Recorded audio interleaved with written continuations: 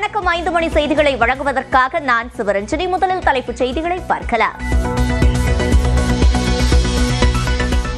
TASMAC empty விசாகனை Nungambakkam அலுவலகத்திற்கு அழைத்து வந்து விசாரணை நடத்தும் அமலாக்கத்துறை. சென்னை மணப்பாக்கத்தில் உள்ள வீட்டில் காலை முதல் சோதனை நடத்தப்பட்ட நிலையில் விசாகனின் மனைவியையும் அழைத்துச் சென்று விசாரணை. 10ஆம் வகுப்பு பொதுத் தேர்வில் ஆதி திராவிடர் நலப் பள்ளிகள் 91%, பழங்குடியினர் நலப் பள்ளிகள் 94% தேர்ச்சி. கல்வியில் சமூக நீதிக்கான வெற்றி இது என முதலமைச்சர் மு.க. ஸ்டாலின் பெருமிதம். SSLC பொதுத் தேர்வில் 93.80% பேர் தேர்ச்சி. கடந்த ஆண்டை விட 2.25% அதிகம் என அரசு தேர்வுகள் இயக்ககம் அறிவிப்பு. 10ஆம் வகுப்பு பொதுத் தேர்வில் 500க்கு 499 மதிப்பெண்கள் பெற்ற 3 மாணவிகள். விடாமுயற்சியாக 70வது வயதில் 10ஆம் வகுப்பில் தேர்ச்சியடைந்த சிதம்பரத்தைச் சேர்ந்த முதியவர்.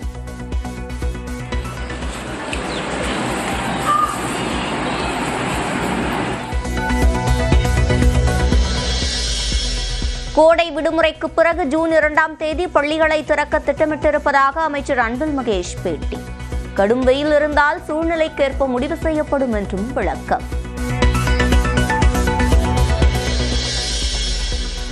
கல்வி உரிமை சட்டத்தின் கீழ் தனியார் பள்ளிகளில் 25% மாணவர் சேர்க்கையை உடனடியாக தொடங்க வேண்டும். கடந்த ஆண்டுக்கான கட்டணத்தை செலுத்தாத திமுக அரசுக்கு எடப்பாடி பழனிசாமி கண்டனம். திருப்பதி லட்டு தயாரிக்க கலப்படத்தை வழங்கியதாக புகார். திண்டுக்கல் AR பால் நிறுவனத்தின் உரிமத்தை நிறுத்தி வைத்த மத்திய அரசின் உத்தரவை ரத்து செய்தது உயர்நீதிமன்ற மதுரை கிளை. உதகையில் 1 மணி நேரத்திற்கும் மேலாக இடியுடன் கூடிய கனமழை. சாலைகளில் குளம் போல் தேங்கியுள்ள மழைநீரில் சிக்கிய வாகனங்கள்.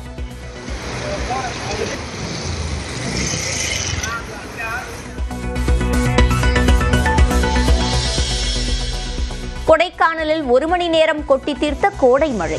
சாலைகளில் பெருக்கெடுத்த வெள்ளம்.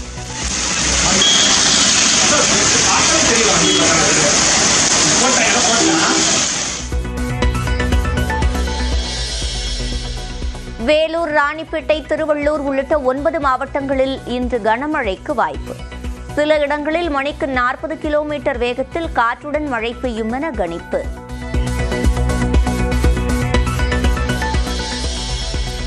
ராமதாஸ் அழைப்பு விடுத்த ஆலோசனை கூட்டத்தை புறக்கணித்த மாவட்ட நிர்வாகிகள் 194 பேர். 22 பேர் மட்டுமே தைலாபுரத்தில் கூட்டத்தில் பங்கேற்பு.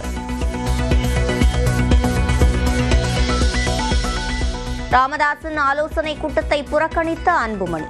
பங்கேற்காத மாவட்ட நிர்வாகிகள் அன்புமணிக்கு ஆதரவென தகவல்.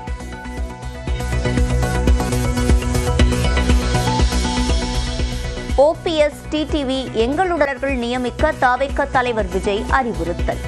மே மாத இறுதிக்குள் கட்சியின் கட்டமைப்பு பணிகளை முடிக்கவும் திட்டம்.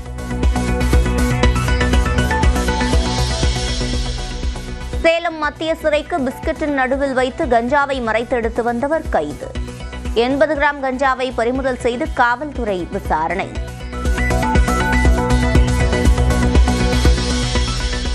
தருமபுரி மாவட்டம் அரூரில் திருவிழாவிற்காக வைக்கப்பட்ட பேனர்களை அகற்றியதால் 2 மணி நேரத்திற்கும் மேலாக சாலை மறியல். போராட்டக்காரர்களை காவல்துறையினர் கைது செய்த போது தள்ளுமுள்ளு.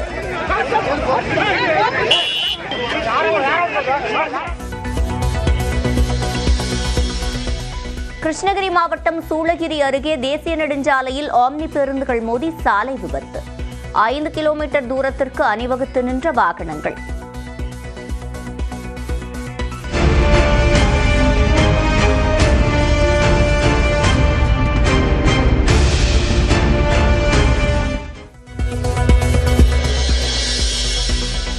சென்னை திரையரங்கில் கேக் வெட்டி கொண்டாடிய DD Next Level படக்குழுவினர்.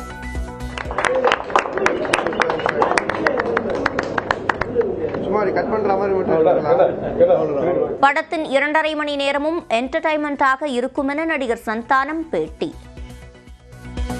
ஒரு கிளைமேக்ஸ் மாதிரி எவ்ரி சீன்ஸுமே பார்த்துட்டு இருக்காங்க. ப்ளஸ் நல்லா என்ஜாய் பண்ணுறாங்க. ஸோ எப்போவுமே நான் சொல்கிறது, மக்களை சிரிக்க வைக்கிறது மட்டும் தான் என்னுடைய நோக்கம். அவங்க 2 மணி நேரம் வந்துட்டு போர் அடிக்காமல் சந்தோஷமாக இன்ட்ரெஸ்டிங்காக படம் பார்த்துட்டு போனோம். அதுக்காக மட்டும் தான் நான் படம் பண்ணுறேன். அதை தான் தொடர்ந்து செஞ்சுக்கிட்டு இருக்கேன், செய்வேன் இதுக்கப்புறமும்.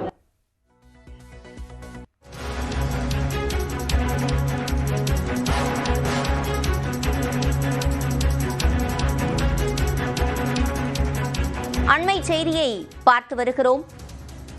டாஸ்மாக் எம்டி விசாகனிடம் 1 மணி நேரமாக விசாரணை நடைபெற்று வருகிறது. சென்னை மணப்பாக்கத்தில் உள்ள விசாகன் வீட்டில் காலை முதல் சோதனை நடைபெற்ற நிலையில் தற்போது விசாரணை நடைபெறுகிறது. கூடுதல் விவரங்களை செய்தியாளர் அபினேஷிடம் கேட்கலாம். அபினேஷ், முழுமையான விவரங்கள்.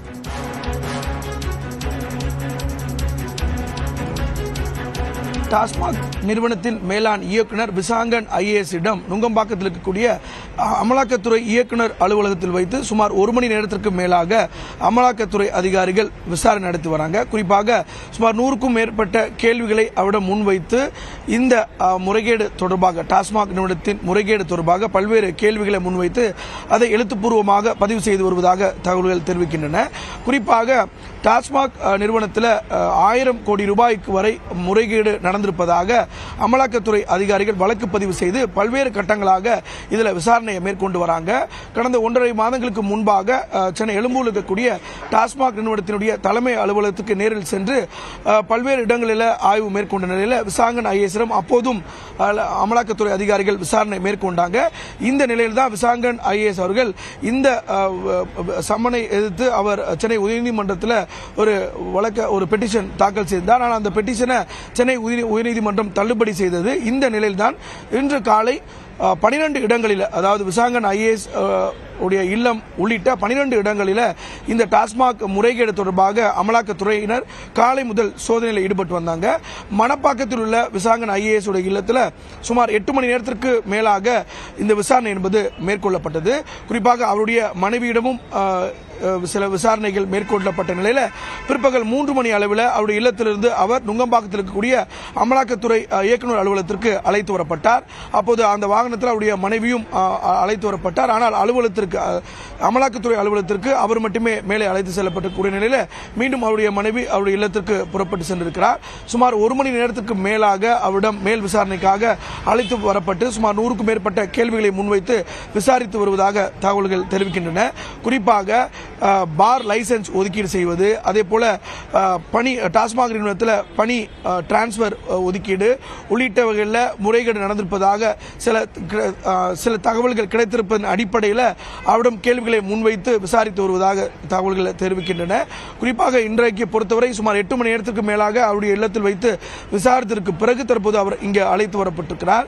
இந்த வழக்கை பொறுத்தவரை ஏற்கனவே இது லஞ்ச ஒழிப்பு துறையால் பதிவு செய்யப்பட்ட வழக்குகளின் அடிப்படையில் அமலாக்கத்துறை இந்த வழக்கில் பதிவு செய்து இந்த விசாரணையை பல்வேறு கட்டங்களாக நடத்தி வராங்க. 1.5 மாதங்களுக்கு முன்பாக கூட நான் முன்பே சொன்ன மாதிரி எழும்பூரில் இருக்கக்கூடிய டாஸ்மாக் தலைமை அலுவலகம் உட்பட பல்வேறு இடங்களில் சோதனை மேற்கொண்டாங்க. இன்றைக்கு கூட திரைப்பட தயாரிப்பாளர் ஆகாஷ் பாஸ்கரன், அதே போல SNJ நிறுவனம் உள்ளிட்ட நிறுவனங்களிலும் இது தொடர்பாக சோதனை நடைபெற்றது என்பது குறிப்பிடத்தக்கது. குறிப்பாக இதில் MRP விலையை விட கூடுதலாக விற்பனை செய்து அந்த பணங்கள் எல்லாம், அதாவது பண பரிவர்த்தனை எல்லாம் எந்தெந்த கணக்குகளில் பரிவர்த்தனை செய்யப்பட்டிருக்கிறது உள்ளிட்ட பல்வேறு தகவல்களை ஆவணங்களை கிடைத்த அடிப்படையில் அமலாக்கத்துறையினர் இந்த விசாரணையை மேற்கொண்டு வரக்கூடிய நிலையில் அது தொடர்பாக விசாகன் ஐஏஎஸிடம் இந்த விசாரணை என்பது நடைபெற்று வருகிறது.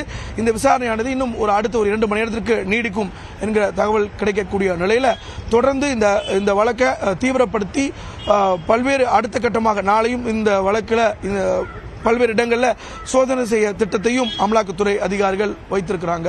சிவரஞ்சனி, விவரங்களை வழங்கியமைக்கு நன்றி அபினேஷ்.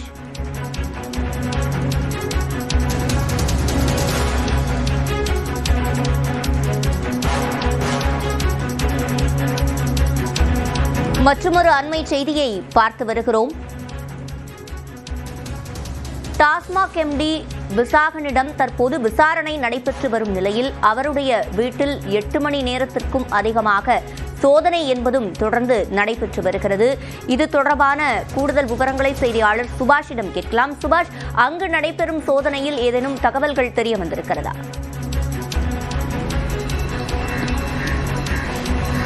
கடந்த 2 மாதங்களுக்கு முன்பாக இந்த டாஸ்மாக் விவகாரம் தொடர்பாக அமலாக்கத்துறை சோதனை நடந்த பொழுதே அதனுடைய விரிவாக்கம் அடுத்த சில மாதங்களில் இருக்குன்றதை எதிர்பார்த்தோம்.